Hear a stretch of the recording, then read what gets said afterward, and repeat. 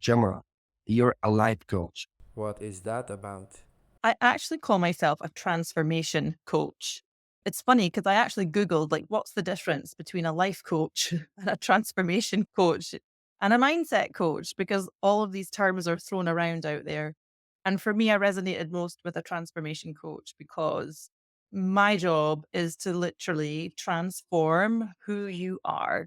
So a lot of the women I work with are very successful, very driven, impact driven entrepreneurs. So they're business owners and they want to change the world and they want to help people, but they have identified that they are stuck in a loop of broken behaviors and responses.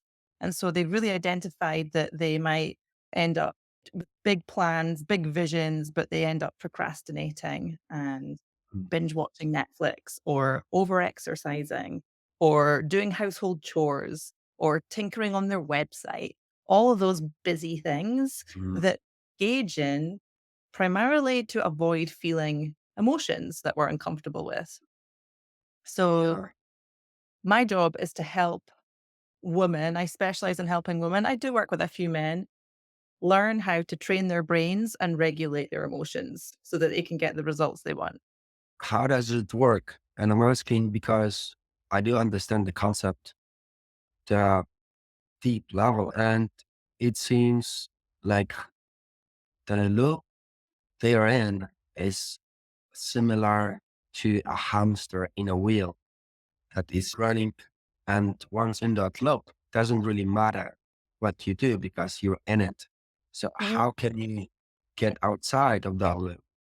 Yeah, good question. So the first thing is awareness. You can't see what you can't see, right? You have to have awareness, and that's a big part of it. You have to understand, oh, I'm here again. I'm doing it. I'm doing my broken Mm. thinking, feeling, responding, behaving. So you have to have awareness.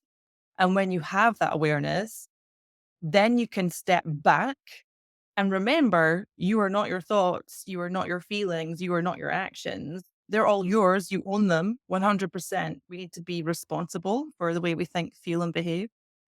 But that is not you. And you have to have that level of consciousness and awareness so that you can step back and out of it and see it for what it is. It's Mm. just a sentence in your head that your brain is offering you. That's all a thought is.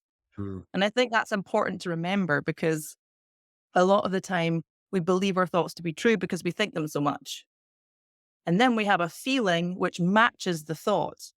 Say you're thinking, I'm not good enough. And then you have a feeling of self doubt. There's a feeling that matches a thought. And so you believe it to be true. And that's toxic after a while when you start believing thoughts to be facts. So you need to learn to stop and step back out of it. Here I go again with my brain that's basically wired to keep me alive and will always put me into self doubt whenever I consider trying something new, stepping out of my comfort zone. So you need to have that level of awareness and you need to step back. And you also need to like interrogate your thoughts, right? Question the hell out of your thoughts. Is this true? Do I like it? Do I like thinking like this? No, it sucks. Does it help me? Does it serve me thinking like this? Probably not, because 95% of the time, our thoughts have a negative bias. So that's actually really unhelpful most of the time. But most of us, the majority of us, we don't have the level of awareness to even be aware of the thoughts, never mind even question them. So questioning your thoughts. And then I think the biggest piece of this is what I've really learned in my experience of working in this field is learning how to sit with uncomfortable emotions because we're not Mm. taught this stuff at school, right? We're taught to read and write and sit. We're not taught how to think properly and to regulate our emotions. And when you can meet uncomfortable emotions, whether that's sadness, despair, hopelessness, all the things that we don't really want to sit with, if you have the courage to be with those feelings, they will pass through you. There's a really interesting research from Harvard University that shows it only takes 90 seconds for an emotion to pass through the human body. 90 seconds. But none of us experience that because we are too busy listening to the narrative and the story that our brain is throwing at us. And it's like pouring gas on a fire. And so the emotion just blows up and it sticks there. Mm, Or we resist it, we squash it down, we suppress it, and we busy ourselves back on the hamster wheel to avoid feeling the uncomfortable emotion. And what we resist persists, right? So that emotion, that energy, because emotion is just energy in motion, it mm, gets stuck. The very definition of an emotion is energy in motion. An emotion wants to pass through you. It's dynamic, but it will get stuck if you resist it. mm, You resist will persist and it will come out at another time. And so what we need to do is learn to have the courage to sit with uncomfortable emotions, knowing that they are temporary and they will pass. And that's a massive part of my work is actually teaching people how to sit with any and all emotion, which will inevitably come up when you are an entrepreneur mm, and putting mm. yourself out there. Yeah, I definitely agree. It seems we have this pattern where we don't want to be exposed to pain, but rejecting the pain or interfering with the process. And that could be with your thoughts or even emotions or just lying to yourself or even from the external stimulus. Then what seems to happen is that the pain, the trauma will get deeper and deeper into our body, like closing in an invisible box for the brain not to find it. So it keeps us away from the pain. But due to this process, it seems we are carrying that pain, that emotion, that trauma. And many times, due to this, we experience reality through the lenses of those events. Not only that, since we perceive only through those limited emotions, we also attract similar events. So, like this hamster on the running wheel, it doesn't really matter if he runs left or right, he's still gonna be in that loop. Mhm. And the only way out is to do the work, face the demons, and realize that there is nothing to be afraid of. Yeah. God held character. He said a phrase about interfering with the process of killing the emotion. Could you elaborate on that? Yeah, of course. So the way you regulate an emotion, the way that you allow that feeling, that emotion, that energy to move through you is to not resist it. And actually, what I find is like the first piece of it is just acceptance. Like it's here, Mm, self doubt, fear, shame, it's here. So whether you like it or not, it's here. So I think there's this first step of just accept it, like you would if it's raining yeah. outside. You want to go on a hike. You're like, oh, you might not like it, but it's raining. So it is what it is. We accept it. And I think you're right. I think the fear of feeling the emotion is usually stronger than the emotion itself. So if we can bring some acceptance to it to begin with, and then I have an exercise which I call the alien exercise. And I basically get my clients to talk to an alien about how they're feeling. So let's imagine there's an alien who has no idea about emotions. He's never felt happiness, joy, peace, love, hatred, despair, any of it. He's just totally neutral. How would you describe fear to this alien? What does fear feel like in your body? And this is really important because it takes you away from listening to the narrative playing out in your brain. Mm, And it really gets you to drop into your body and connect with the physical sensations that you are feeling in that moment. For example, sweaty palms, like a cold clamminess, heart racing. It could be a sort of like butterfly sensation in the stomach, or even a feeling of nausea. You could have tingly skin. It could have a spiky sensation, or maybe it's a dull thump for you. So we want to be like a thesaurus when it comes to labeling the physical sensations going on in the body.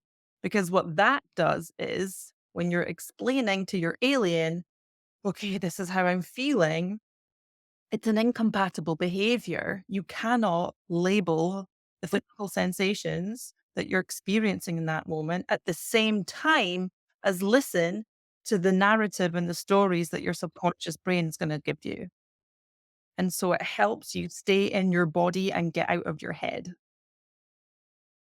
You cannot do both at the same. You cannot think about dancing and dance at the same time. Because if you think about dancing while dancing, you're gonna overanalyze, start to second guess your moves, and that is a recipe for failure. Yeah. Look at the Olympic athletes, all the athletes in the Olympics in Paris right now. Not one of them, not one of their coaches will be telling them, you've got to put your elbow out here, you've got to point your toes, you got to No. do it. Not at this level. All they'll be doing is visually rehearsing their move. There'll be no coaching on technicalities at this level. It'll just be visualizing what the routine looks like.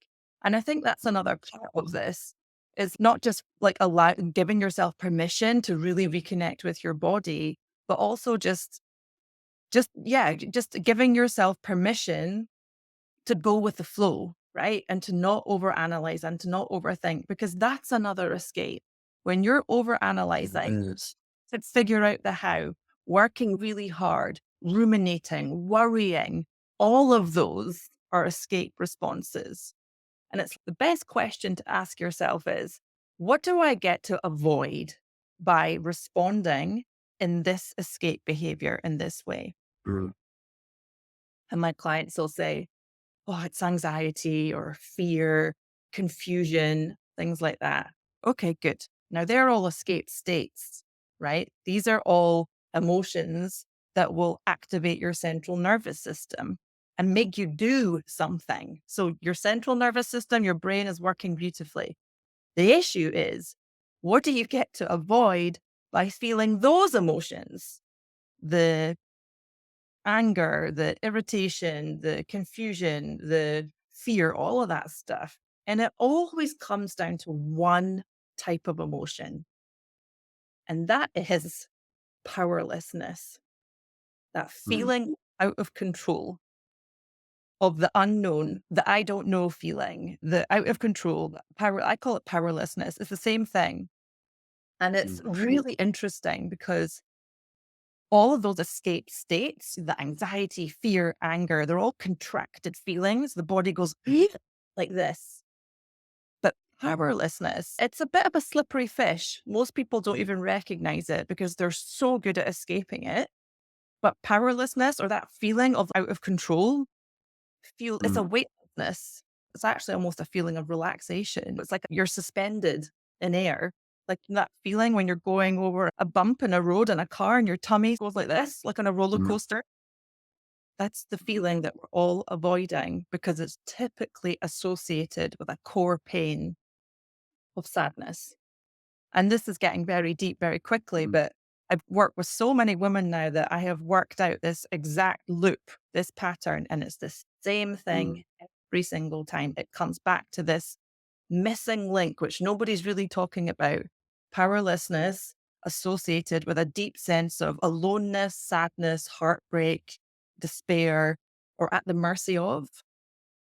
And so when that happens, it's so uncomfortable. It's easier to jump into the escape states because then you take action from anger, from confusion, from whatever it is. So that's the loop. That's that's great. But the loop itself is like a dog chasing its own tail. What would he even do if he would be able to get that tail? Uh, Yeah. So how do you interrupt the loop? How do you break free from the escape loop? You have to recognize there are subconscious core beliefs and memories that are holding the escape loop in place. That's mm, what's holding us in place. Memories you've had from typically age 0 to age 7 or 8. Sometimes memories after that, because that's when, as a child, your brain is so susceptible to just absorbing everything comes into contact with. But we don't have the language skill developed enough to make the nuances to understand what we're absorbing, right? Mm. So we attach these core beliefs. So the core beliefs and the memories hold the escape loop in place. And people talk a lot about core beliefs like, I'm not good enough, but that's really a symptomatic belief. It's not a core belief. What I've found is when you get through the layers to the absolute core belief, it's beliefs like it's in my DNA, like I'm at the mercy of the universe, or I can't change. No, I'm doomed. Mhm.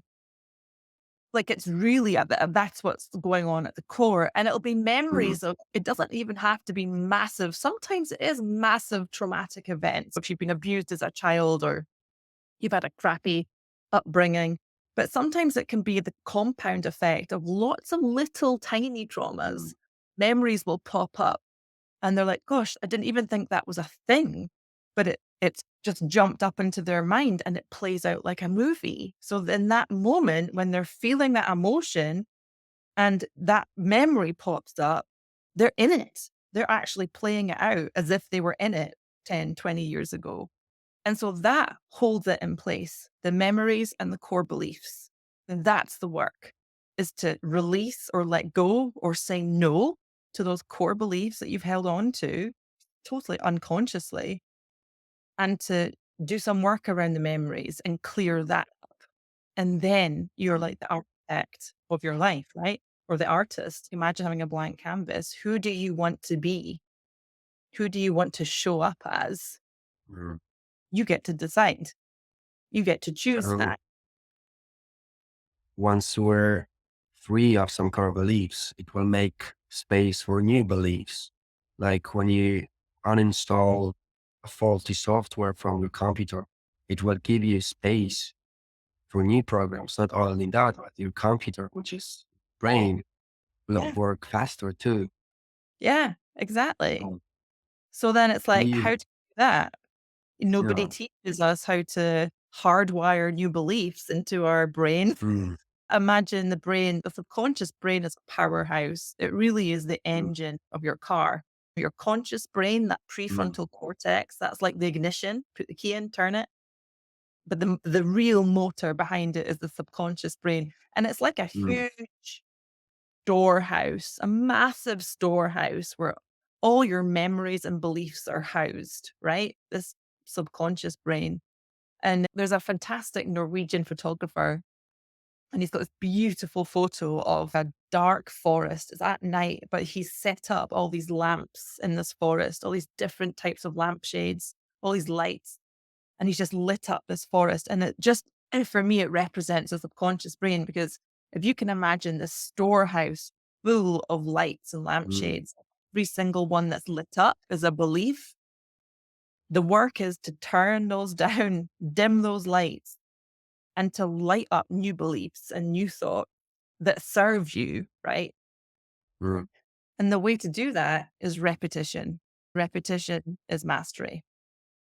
How to know though if a belief is serving us or we are serving the belief? The results will show it. Your external results will be the Mm. feedback. And also, another good clue is you're no longer triggered by things that used to trigger you. Mm. That's true. Yeah. When I've been doing that kind of work and I cleared some trauma or beliefs, usually there's like this layer when it tries to resurface to the conscious mind. And when it does, and when I already cleared it, it's really funny or embarrassing that I used to believe those things. I gotta say, from my perspective, beliefs are glorified restrictions. In the end, in the long enough timeline, our beliefs will be using us. Now, Mm. you mentioned something that really resonated with me about kids being super observant. And since they operate differently, they download lots of stuff from their environment that builds pillars of their subconsciousness. But the problem is, And I don't think that's the problem only with kids, because we use the same words, but we assign different value and meaning to them. So that's going to also make issues when speaking to people. It could look like you're using the same word, but it's actually different meanings. Mhm. And for me, it makes sense that a kid builds his words based on the surroundings, but the language is not that. And the unconsciousness, it's really fragile. It doesn't really understand logic. And then you can end up having really bad and faulty software programs or beliefs. So my Yeah. question would be is, if anyone is listening from the audience right now and is wondering, okay, I might give it a go. I might become more aware and see if I can change too. What would you say would be the next possible challenge he might face? Discipline. This is a practice. And it's like going to the gym. You can't expect to lift Mm, weights, get strong by going to the gym once, right? It's just not going to mm, happen. You've got to have the discipline to go to the gym 2 or 3 times a week, every week, to get strong and lift weights. And it's the same with this type of work. And I think that's why a lot of people say to me, I've done the positive affirmations and I've tried journaling. And I'm like, okay, great. That's maybe your first tiny step. But for how long did you do it? Oh, I just did it that one time. And I'm like, no, you need to do it every day. So you have to decide and make, and I'm really passionate about decision making, because I think if you can decide ahead of time from your best self to take action, not in the middle of it, not where, you know, you're really hungry and you go to the supermarket and you buy all the rubbish food at the shelf, but you make a plan and you decide ahead of time, I'm going to commit to clean up my thinking and to give myself permission to feel all the emotions. The best recommendation I can give is simply start writing it down. Do a thought and feeling check in twice a day. That's it. mm, And just strengthen your awareness muscle. Get used to listening to that inner voice in your head that so many of us just don't listen to because we're too busy. So, yeah, start noticing the thoughts that are going on in your head, and you'll be surprised how negative they are. Really surprised, because a lot of them are so negative. And then you can start quality controlling them, stepping back. Is this helpful? Does this serve me? No. Okay, let's think a different thought. Let's brainstorm some different thoughts that I want to place my attention on. And I always say to my mm, clients, imagine going to your favorite clothing shop and you're going to go on a shopping spree, and you've got the whole shop of like jumpers and t-shirts and jeans and all the things. And you've got your basket and you're putting everything in and you're going to go to the fitting room and try it on. And that's what it's like when you're trying on new thoughts that you want to install as new beliefs. You're going to go thought shopping. So you're going to make some stuff up and then you're going to try them on and see how they fit. So mm, just say it out loud. For example, a lot of my clients have that classic, I'm not good enough or I'm not capable belief, right? It's too unrealistic for them to believe I am good enough. It just doesn't feel true to them. It's too much of a jump, right? mm, So I'm like, okay, scrap that. Let's think of a baby thought that is believable, that your brain will actually accept and not reject because it just feels too unrealistic. So a really good belief or thought to work with is something like, I've got this, or I can do it. I am capable, or I want to believe that I am good enough. That's a great one. I want to believe that I am mm, good enough. Because of course you do, right? Of course that's mm, true. So you say it out loud. You brainstorm some beliefs, you go shopping, and then you say the thoughts out loud and you see how they feel. And if it just feels a bit icky and there's resistance, scrap it, try on another one until you find one that's, yeah, that feels nice. I like that one. Great. Now the work starts. You put that on repeat and you say it every single day and you sit with it and spend time with it and feel into it. This is the key. You have to feel into it. You can't just be a parrot and say it out. mm, To drum up the emotion that corresponds with the thoughts. And then the real secret to this is you train, there's a part of your brain, it's called the reticular activating system. You train that part of your brain to go and look for some evidence to reinforce this new thought. So say, for example, I work with a lot of female entrepreneurs who are trying to build an online business. And one of my clients the other day came up with this fantastic thought. She was like, it's not working. My content's not converting. I'm not getting any clients. And it was all this big drama, negative mess. And we did some work. And she said, I want to believe that I'm doing enough. I'm doing it right. And it's working. And I was like, boom, there's your thought. I'm doing enough. I'm doing it right. And it's working. I said, how does that make you feel? She said, you know what? I just feel so relaxed. I can actually relax when I think that thought. I'm like, that's what you train your brain to find evidence for. Even if it's just one like on your Facebook post, you tell your brain, see, brain, I'm doing enough, I'm doing it right, and it's working. And then your brain will start going on a treasure hunt to find more evidence to back up that thought. And then when you've got enough and the brain recognizes that you're spending a lot of attention thinking this thought, it will lock it in as a belief because that's part of the subconscious brain's job is to conserve energy. So it wants to conserve energy by installing it as a belief. A confirmation bias. The brain has no filter. It will believe what you tell it. Whatever you're Yeah. thinking, it will believe. It's not got any compassion, any thoughtfulness. Whatever you think, it will believe. So yeah, confirmation bias is exactly Mm. it. So you need to And train your brain to actually go and hunt out evidence, find evidence to back up your new thought that you want mm, to lock in as a belief. and with repetition, the brain wants to give us what we're searching for. So it really looks like we're co-creator of our own reality. The Yeah. environment that we live in is results of our thoughts and emotions. You mentioned something about feeling the thoughts. Do you mean like affirmations?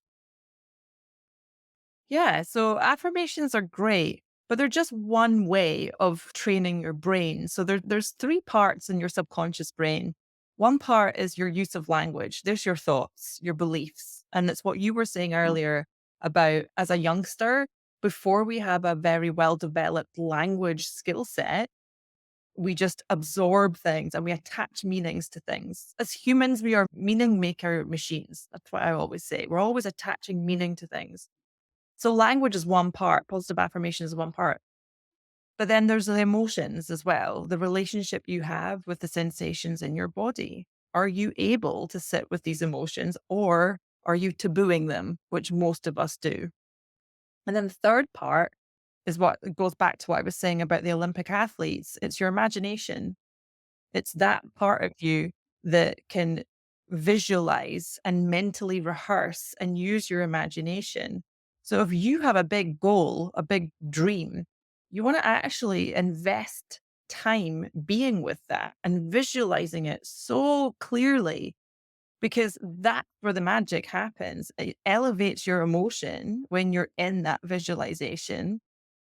And then your whole body is creating an electromagnetic sort of vibe around you, which then attracts that back.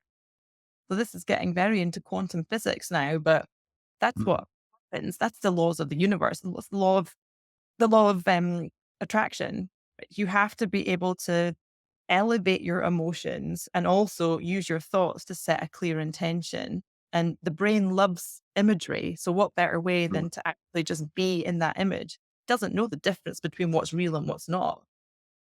And Dr. Joe Dispenza talks about this all the time. I love his work about setting a clear intention from an elevated emotion. And an elevated emotion, something like love, passion, creativity, gratitude, things like that because you then become magnetic and you attract that to you. And the same happens if you're in a low emotion, sadness, despair, hopelessness, sorry, then that's what scarcity mode, that's what you're going to attract.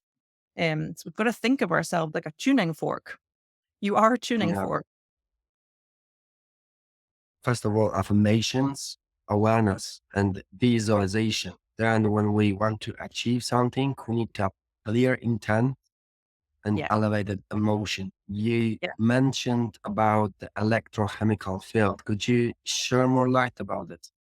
Yeah. It's like radio waves, right? You can't see them, but we know they exist. That's how we communicate through telephones and things like that.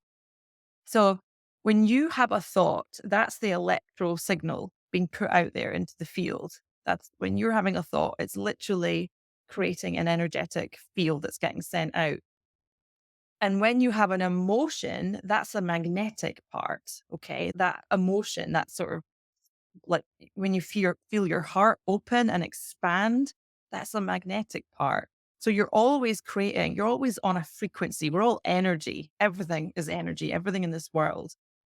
And we want to be on the same frequency as the things that we want because that will naturally gravitate, will naturally attract. So it's important. This is when the energetics come in. We can't be in elevated emotions all the time. That's unrealistic. And I do believe life is meant to be 50-50. But you want to invest part of your day being in this space of elevated emotion, clear intention, and visualization. And then you don't need to work 24 hours a day, 7 days a week, because you're harnessing the power of your subconscious brain to do the heavy lifting for you. And it's all about becoming an energetic match for your desires. How will the life change? Your life can be more than you can ever imagine when you tap into this type of work. And it's funny because as a society, we are conditioned that for success or wealth or happiness, we have to do things to get things, right? Mm. That's sort of the belief. We have to work hard to achieve success. We have to work hard to make money. And it's just all back to front. We don't. We just have to stop all the doing, get off the hamster wheel and start being, invest more time in being, just being, not doing anything.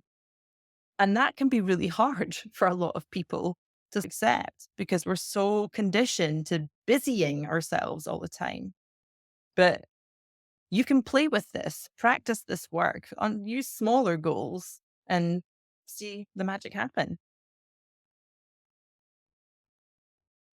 Do you think about meditation?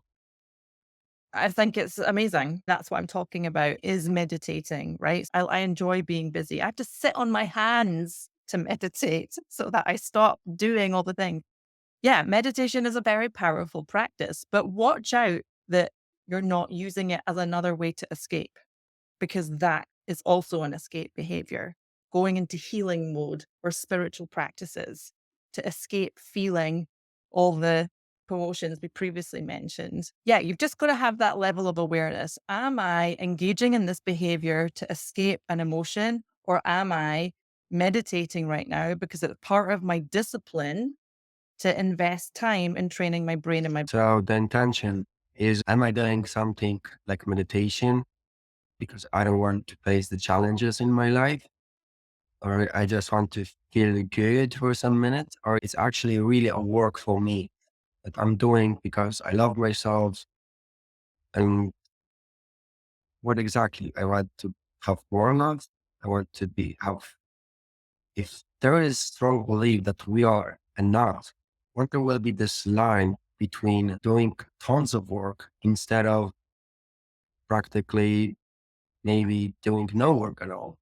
yeah. Because what you said about that belief that we need to hustle to get the success.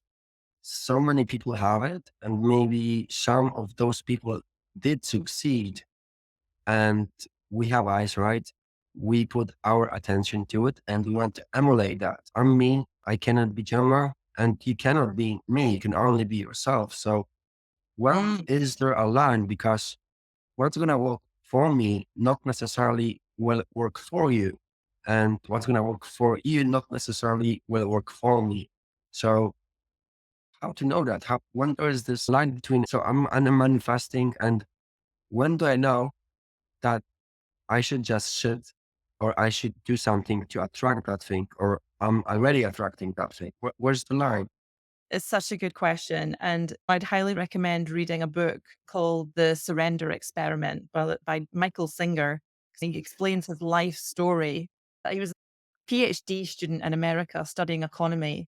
And he left his university post and literally meditated all day, every day, and started a meditative yoga community. The story of his life is unbelievable because he makes a decision to surrender to flow. I'm just going to see what opportunities come up in my life and I'm just going to go with the flow. And he's a multimillionaire. I think it's a really good question. Here's what I would ask yourself. Am I efforting? If you feel yourself efforting, then you know you are in an escape loop. Time to stop. Everything. Efforting feels like hard work. Uh, And the thing with people who have succeeded through working really hard, typically they're completely exhausted, completely deflated, and completely dejected because they reached the big goal. They've got $100 million or whatever it is. And then they're like, oh my God, I'm exhausted. And now what? So the journey is actually the process. It's not the end goal. So this is what I've noticed, right? In my personal experience, when everything is going right because you feel in this flow state. Now, I used to roll my eyes when people talked about this online because I'm a scientist. I've got a master's degree in applied behavior analysis. And when people started talking about flow state, I'd be like, God, what the hell is that? But I get it now. It feels easy. It feels effortless. You're not efforting. It feels easy and exciting and light. And it feels like you could work 24/7, but not from hustle energy, which feels heavy and tiring and exhausting. So this is what I mean about learn to make friends with your body again and recognize how you're feeling.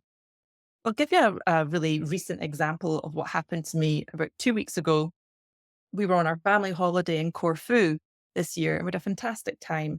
And we came back and I was like, I don't want to be back here. I want to be back in Corfu. Post holiday blues. And I love travel, but I've got 3 young children and my husband's a cricket coach. So he works a lot of evenings and weekends. And so I don't get to do as much travel as I would like. And I was just having a cup of tea at home and this idea just popped into my head out of nowhere. Why don't I set up a co-working abroad trip, not a retreat, because that requires a lot of my energy and organizational skills. And it's quite expensive to go on retreats. So I literally looked up some flights from Edinburgh. Where could we fly? Within about 2 hours, and Malaga came up in Spain. I was like, okay, that's a good flight. Thursday afternoon, Monday. It's like, I'll just put it out there. I'll just see what happens. So I put a post on Facebook. Is anybody interested in this idea? I'm really excited by it. My emotions are elevated. I'm like, this is amazing. I could get travel in my life as part of my business and it can be easy. I don't need to work hard at creating a retreat. I found some beautiful villas on booking.com, put a few photos up, put a post, and within 4 days that was booked out. And I've got a wait list of 25 people for the next one. So that was like a perfect example of having a clear intention. I know what I want. And when I think about that, my emotions are elevated. And when that happens, you take inspired action. And inspired action just feels so right and exciting and like a no brainer. And that's what you keep doing to achieve success without getting caught up in the hustle. It should feel light, easy, and exciting, not mm, heavy. I think the flow cannot be achieved from the hustle state because hustle state mostly is done as a coping mechanism, as escape Yeah. from reality. It's another escape. And yeah, and you're escaping from something that you're carrying. Either it's a negative emotion or some belief. And those beliefs actually interfere with the process of getting into the flow, creates friction between what you feel you are, like the self image, creates friction between you and the universe. Yeah. Because in the end, I believe that self image is just an illusion and it does not really matter if the illusion is good or bad. It's an illusion. It cannot serve you. Yeah. And you're absolutely right. It's like putting your foot on the accelerator and the brake at the same time. I And then, agree. then wonder why you're not getting the results that you want. Yes, that's what I was 101. Yeah. Do you have any last tip to the women and men that are listening right now and would like to change their lives for the better? Yeah. Just get clear on what it is that you really want. Most of the time, people aren't clear on that, but you have to have a really clear visual image in your mind of what it looks like, what it feels like, feel what you feel, hear what you hear, see what as you've accomplished that goal, and Mm. spend time being there. And whether you make that part of your meditative practice or not, from that place, get up off your chair and take inspired action because you will have already elevated those emotions. That's the magic piece there. Amazing. Where can people find you? I hang out mainly on Facebook. If you just search under Gemma Gilmour coaching, I share a ton of stuff on my personal profile, and I'm always happy to expand my network. So just click on add as a friend, or follow me. Um, I recently had my Facebook and Instagram account hacked, so my Instagram account sadly has vanished. So Facebook's the best place. I managed to recover my Facebook account. Yeah, Facebook would be the best place to keep in touch. Yeah. Please reach out to Gemma. And thank you for being a guest. And thank you all for listening and stay tuned for the next episode.